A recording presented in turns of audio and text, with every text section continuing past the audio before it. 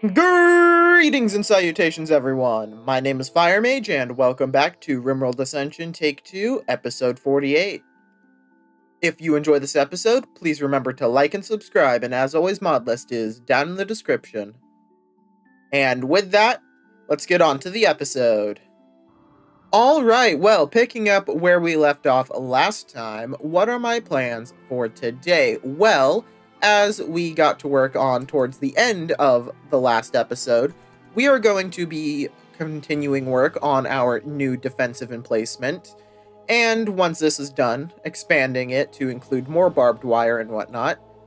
We also still need to repair the truck, so that is also something we will be doing, and if we have time, we will be moving everyone out of all these houses and then deconstructing them. But that is not the highest on the priority list right now, but it is something that needs to get done at some point. In fact, since that is a rather large project, we will put deconstruct the houses on the list. So that is something that we will do at some point in the future, but I would rather focus on getting our defenses finished first. And we are making somewhat good time on it, considering how much time it takes to build a fortified trench. Well worth it, though, for the increased durability and cover that they provide. And it looks like we have finished researching heavy weapons. And that is something we're going to get to work on making a few of those here directly. But we will also, in the meantime, begin researching artillery cannons. Now, I'm not sure if I'm ever actually going to use artillery, because we do have quite a few things that do similar jobs, but I believe that one should allow me to fire artillery into other map tiles, which, if it works, would be quite useful. Now, while we're working on that, let's go ahead and take a little look at what we can make now. So, sniper rifles are already pretty powerful, as we've seen, but they're not quite able to do the damage I would like, in terms of what I need them to do. So, we will be making an anti-material rifle, which, if I am correct, should be able to do a good amount of damage to war caskets in theory. They also just generally do a lot of damage, but they do slow down the wielder immensely, which isn't ideal, but we will have to just deal with that. We will also begin work on making some retro rifles and heavy autoloader rifles in order to give to our infantry. Now, unlike the current infantry loadout, which is 2 bolt-action rifles and a retro rifle, we will instead be doing 2 retro rifles and 1 autoloader rifle. So instead of having only 1 automatic and 2 semi-automatics, it will be the opposite. But the heavy autoloader does hit significantly harder, so a worthy trade, I think. And we should only need to make 2 more retro rifles in order to equip those. And it would seem that the mule has been repaired and refueled. Let's go ahead, get the mule turned on and brought back into the colony, and apparently a bunch of... Oh, that's the entire herd of muffalo going manhunter. Lovely. Fall back to the turrets, please. That is a lot of angry muffalo. Sam is probably gonna get mauled here.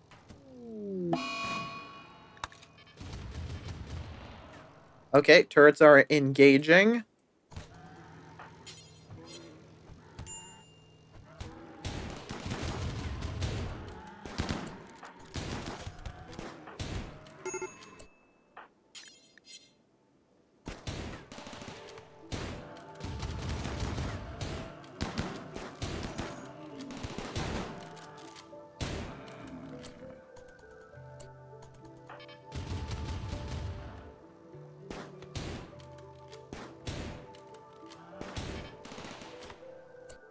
Alright, and now someone's going to go and grab Sam and get to tending. Luckily, it doesn't look like any serious injuries. Quite lucky for us. But that autocannon did do its job, as did the mini turret bunker. So all in all, I'd say that was pretty successful. And there it is, the first of our new, very high-power weaponry. An excellent quality anti-material rifle. An excellent quality anti-material rifle with art on it, apparently.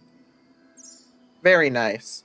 And that will be going over here onto the officer rack. Of course, first things first, let's make sure we get it reloaded. Won't do us much good if it has no ammo. And then we unload it onto the rack. And there it is. In all of its anti-material glory.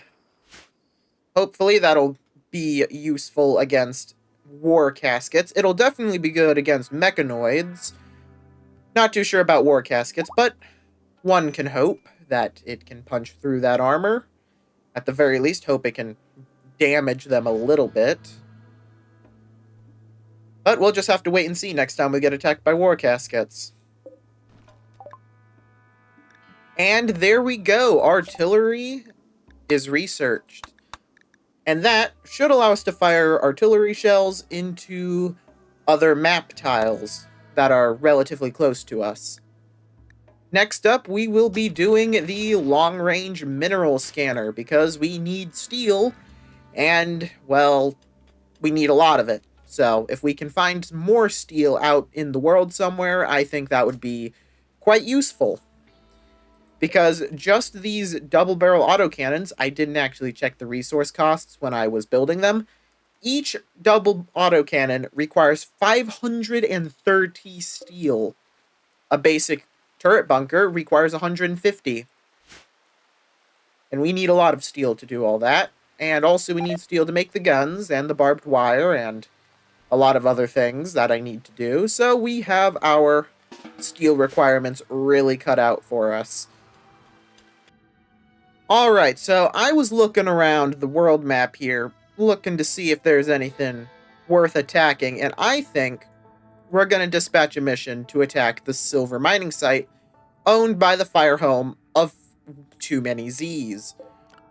And of course, we will be sending the mule to do that, but who we will be sending is what I need to determine, because they, while tribal, are still very dangerous. And I don't want to risk anyone too terribly important. But I think sending Blackjack, again, due to having high shooting and decent medical, he will be the expedition leader. And I think White will go with him, simply because White is also very skilled at shooting and medical. Good little tag team there. And you know what? We'll actually send one more person in the Scytheman. And that extra person will be Skypanese. And Skypanese, you can go ahead and put on one of our Shock Trooper armors. Just in case we need a little bit of explosive power to help us out. And then once they get all their stuff equipped, we will send out the caravan to go attack the fire home of Too Many Z's. Alright, and there we go. Everyone is equipped. Let's go ahead and start getting everyone loaded up. There we go. And we'll make sure we grab a couple of meals so we don't starve to death. And we'll take this little bit of herbal medicine. Should only take 1 day to drive there. Wonderful. And they're off. Our first actual attack caravan with the Scythemen. Oh, and apparently the Scytheman is actually capable of driving across the river. Why the Scytheman can do that, but the mule can't, I have no idea. But that is good to know that some vehicles can just cross rivers. And our caravan has arrived to launch our attack. Alright, first things first, what are we looking at? We are looking at a rather pitiful base. Okay. Well, let's go ahead and start by moving the mule out of the way. Right there will do. Go ahead, unload our 2 people with their guns, which we apparently forgot to rearm, and one of them is almost out of ammo. Lovely. Well, in that case, Skypanese. Oh, Skypanese also doesn't have any ammo. Okay, so I just completely forgot to rearm my stuff, apparently.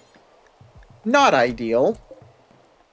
Not ideal at all. Okay, well, let's hope a rocket salvo is enough to take them out. Alright, let's fire for effect right here, I think.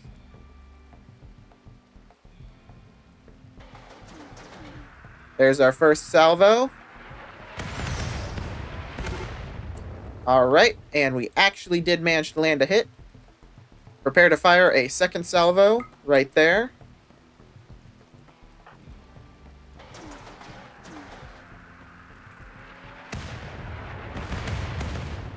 Alright, good hits. Good hits all around. Skypanese, get out of there. And I guess you'll just have to use your tox grenades. I guess we can go ahead and start tossing those out. Create a little bit of a wall. And Blackjack, you can go ahead and start chucking some grenades.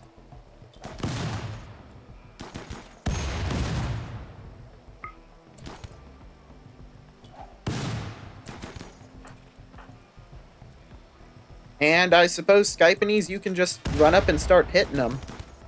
Oh, actually, equip that spear. There we go. Now you can actually contribute to the fight.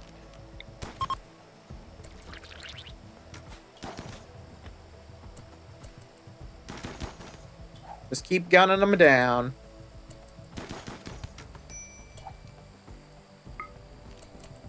Throw a couple frag grenades over here.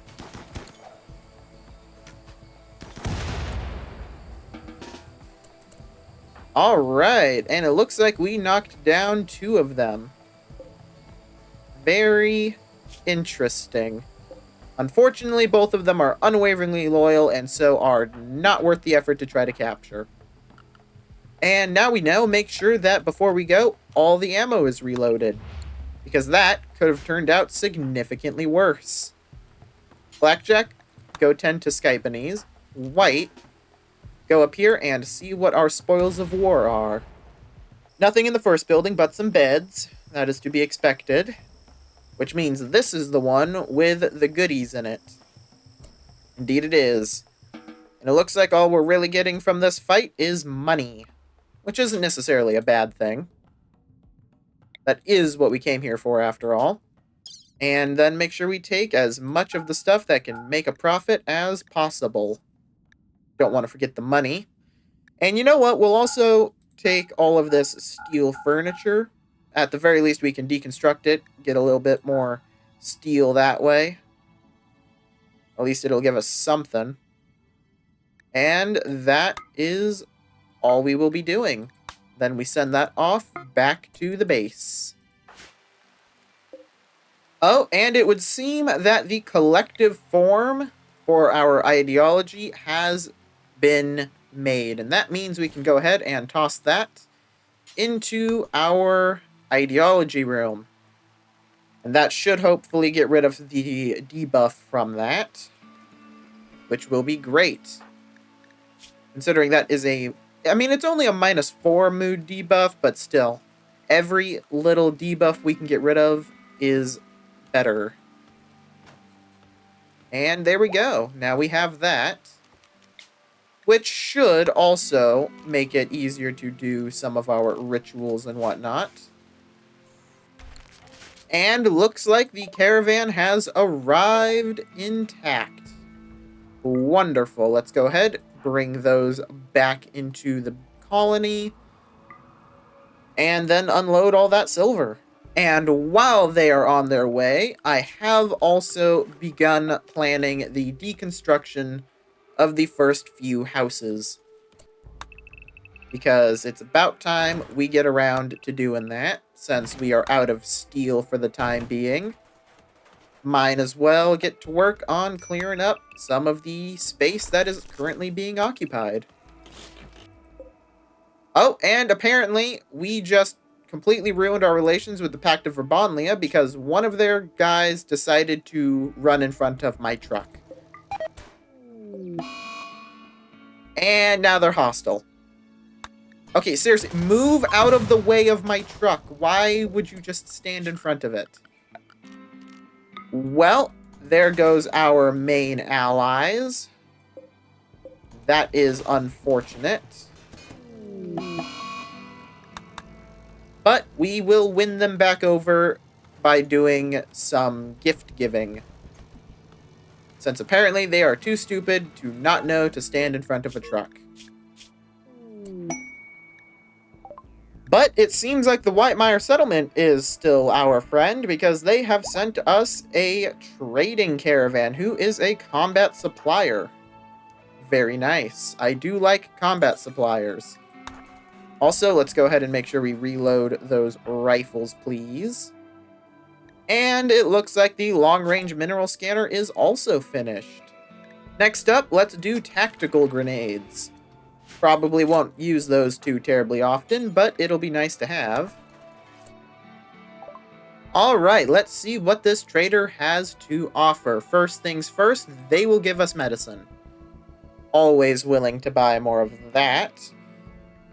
Looks like they are also willing to buy some of our weapons that we have lying around. Although they're not willing to buy all of our weapons, which is unfortunate. And I think that is just about it. So we only are getting 6 silver out of this, but we are getting some medicine, which is what we need the most right now. Aside from, of course, steel and components, but we will be getting those soon enough, hopefully. In fact, actually, let's go ahead and prepare to send a caravan up to Tusla. Now, they are hostile right now, so we will need to send a gift-giving mission first and foremost, but luckily, Belarus should be more than capable of that. And we will send Skypanese as the passenger.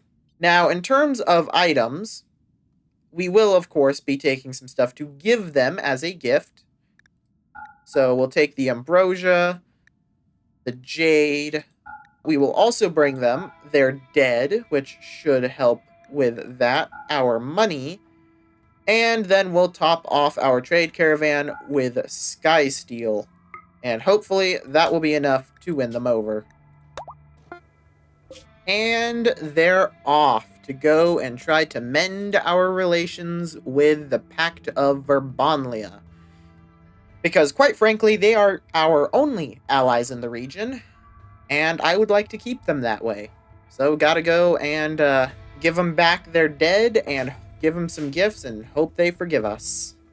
And they should. I mean, Belarus is quite good at social, and more importantly, though, the negotiation ability from the Psychic Reader affects the impact on faction relations when giving gifts. So, it should hopefully be higher than usual. And we have arrived at Tusla. And it appears we can only give them these things. Let's start off by giving them the ambrosia and the jade. Okay, that gives us 39. Not ideal. The sky steel gets us 58, and the plasteel gets us 264. Let's offer that as a gift. That gets us from negative 100 to negative 20. Still can't trade with them, which means we just have to give them money. Well, let's give them 1,000. That gets them to neutral, and now we can trade with them. And we will buy their components, which is another 1,000. And their steel, which we can't even afford all of, but we can afford a good amount of it. 500 should do the trick. And that is that. Well, I thought we would be able to give them back their dead, but apparently not. So we will just drop them off here on the map. No point in hauling them back. And now we bring our components and our steel back home so that we can finish up the defenses.